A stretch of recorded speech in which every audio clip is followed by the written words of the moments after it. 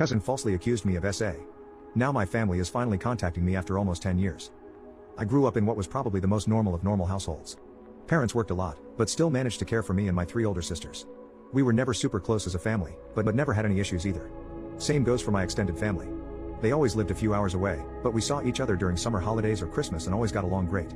But when we got older we naturally grew apart as everyone had their own lives. I'm 31 now. In 2014, when I was 22 and attending uni, I got a phone call from my mother that turned my life upside down. I remember I didn't even answer at first, because I was gaming with friends. But she called again immediately after the first call. This was an unwritten rule in the family. If you call twice like that, it's important. Like someone died important. So when she called again, I excused myself and answered, only to hear chaos in the other end. Like people were arguing. But when my mom realized I had answered, it sounded like she went to another room and closed the door. I just asked what was going on and I heard she was crying. My memory of this conversation is a bit blurry, but she basically asked me if I had something to confess to regarding E. E is my cousin on my mom's side and is 7 years younger than me, 15 at the time. At that point I hadn't even seen E for several years. I just said no and asked what this is about. She just cried even harder and started accusing me of SA-ing E back when we were children. That E had told everything to my sister, and that my sister told my mother and my aunt.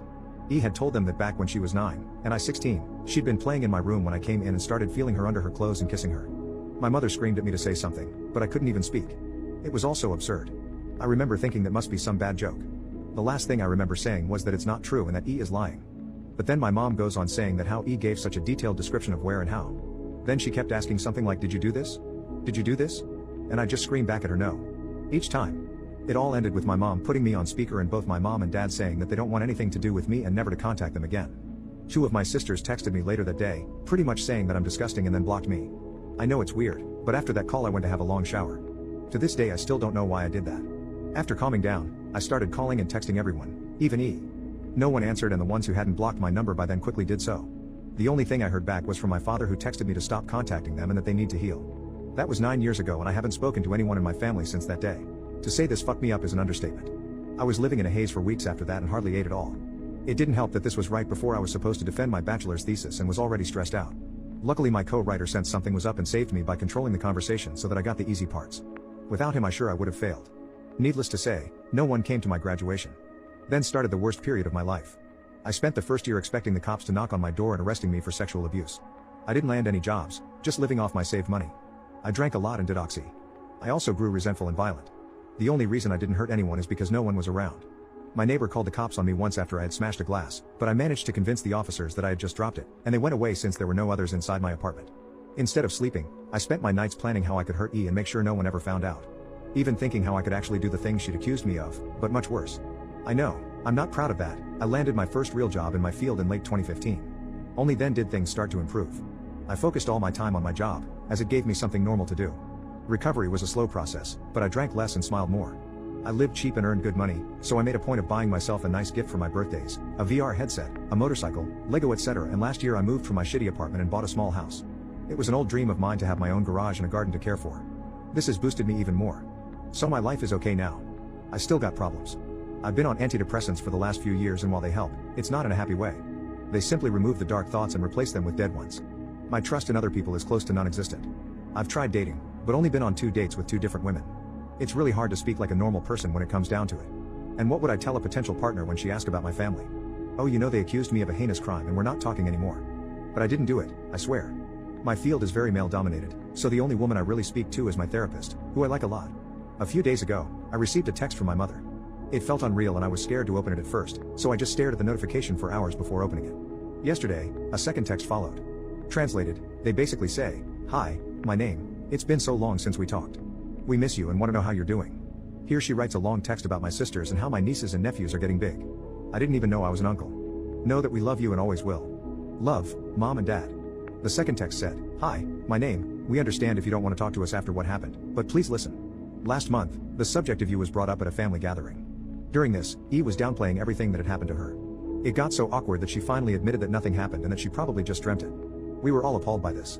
When we last spoke, we wanted to protect E and did the only thing we thought we could do. We know that's not excusing how you were treated. What E did was wrong and we're all angry at her. We have called everyone that knew and told them the truth. We all want to speak with you and your sisters want you to meet their families. Please write back if you can find it in you to forgive us. Love, Mom and Dad." So yeah. That's my situation right now. I haven't answered, but they no doubt know I've seen it. Truth be told, I'm seething. So many old, shitty memories are now stirring again. I don't want to forgive them and I wouldn't trust myself to be in the same room as them right now. Part of me wants to call my family and unleash everything on them, to guilt them with everything I went through until they all hit their rock bottom. Then dedicate my life to make my cousin's life as miserable as possible. The other part wants to ignore them and continue with my okay-ish life with my motorcycle and my garden to keep me company. I don't have any friends. The only people I speak to are my coworkers, but we're not really close. I've called my therapist's clinic, but they told me she's on vacation and won't be available for weeks, and I don't want anyone else than her. So that leaves internet strangers. So please, where to go from here? Do I ignore them and continue as is? Or do I answer? And if so, what to even write? I'm pretty sure meeting them in person would be a bad idea for a foreseeable future, but I'm not even sure how my life can improve from picking up those old threads. As embarrassing as it may sound, I've dreamed about the day when they apologize to be them throwing themselves to the ground and kissing my feet. Texting seems so anticlimactic now. Cousin falsely accused me of SA. Now my family is contacting me after almost 10 years part 2. So it's been around 3 months since I last posted the previous post and a decent amount has happened. Some for the better and some for the worse. For one, E is still a huge J-hole. Around a week after my family sent me the messages, she also reached out with a huge apology text. When I received it, I couldn't believe my eyes. She was talking about how she had mental problems and has been dealing with them for ages, almost as an excuse as to why she did this to me. She said she needed help and her parents were helping her get it. This seemed like BS to me because all my life I knew E. She was a beaming, radiant girl, until that dreadful day in 2014. The whole text felt like she was just feeding me excuses to why it happened, and then ending it off with the shortest actual apology. My original plan was to go on with my life and try to slowly make it better and better, but seeing this pushed me to my limit. I had to respond, and tear into her with the most vile words I could think of. In the end, the actual text I ended up sending said, "You think your mental problems are bad? Try being torn away and excommunicated from your whole family for 10 years when you were just in the infant years of your adult life, and see how bad those mental problems become. I am still trying to deal with all of this and the last thing I need is the culprit of my misery feeding me excuses as to why it happened. My other relatives may have been in the dark the whole time, but you knew the entire time, and it never dawned on you to say things sooner? You're lucky I didn't unalive myself at this point. My parents and sibling might be another story, but I will never be able to forgive you for the irreversible damage you have done to me and my relationships. Please, rot in hell and never contact me again." She hasn't responded, but I can see that she got the message because of read receipts. Maybe she took the hint to not respond. The good news is that I also responded to my parents. Nothing crazy in text because we really got the whole conversation out over the phone. It felt weird hearing their voices again. I used to relate those voices to being safe and home, but after what happened it was a whole new feeling. At first, I hated it. All the sour memories popped back into my brain from the day I last spoke to them.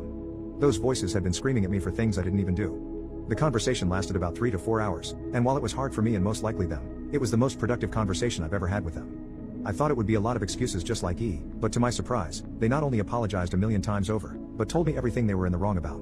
They said it was weighing on them all these years and now that the truth is out they don't know how they can live with themselves. The one really hard part was when I asked them why they didn't hear me out or believe their own son compared to a niece. They told me they struggled with it immensely but E had made it so believable that they felt they had no choice. I told them that instead of just cutting contact, they should have at least tried to get me help, but they gave me nothing to work with. They said they knew this and that was the hardest part. After the first year or two, they said they wanted to contact me and try to figure things out, but they ultimately decided that me being who I was would not talk to them and things would just get worse. That got me heated a little bit because who cares what type of person I am? What I really am is your son and that comes first. At the end we came to the conclusion that we will stay in contact. I am not going over to visit them or anything but it's a start. While there is still so much hatred in my heart for them, I feel like things can get better, and that's why I'm somewhat happy. Since that phone call, we frequently check up on each other, and conversations are slowly getting back to what they used to be. Maybe I'll visit them someday, but I don't know when that will be or how it will go. How am I supposed to hug and say hi to the people who threw me out of their life? Cousin falsely accused me of SA. Now my family is contacting me after almost 10 years. Final part. Hey guys, so I have another update on my whole situation regarding E and the SA. It has been another 4 to 5 months since the last update and I have some better news than worse this time again. To start off, a lot of people were telling me to sue or take E to court. While I agree that what she did was unforgivable and heinous, I don't feel like that will cause any good. The situation has been 10 years in the making and I kind of just want to be all over and done with it. Taking her to court would cost me thousands in legal fees that I just can't afford, and I also can't help but think of the fact that E never took it to court either. I know that's not a good excuse but it's just a thought. I am still in contact with my parents and you won't believe it but I actually visited them around a week ago. They also have removed contact with E, and I feel like her getting the same treatment I went through is similar to being sued in terms of punishment. Believe me I would know. Visiting the parents went well. I haven't seen the rest of my family as I want the process to be gradual, but we met and had a nice dinner, of course. In my last post I said I didn't know how the greeting process would go. How was I supposed to greet the people who tore my normal life away? Well, the greeting went better than I imagined.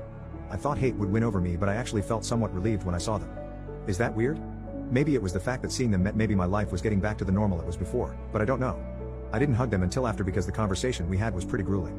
I didn't mean to rip into them but I felt I had to really get the point across of how much hurt they had caused me. At some point my mother cried, because of the detail I went into about my darkest times.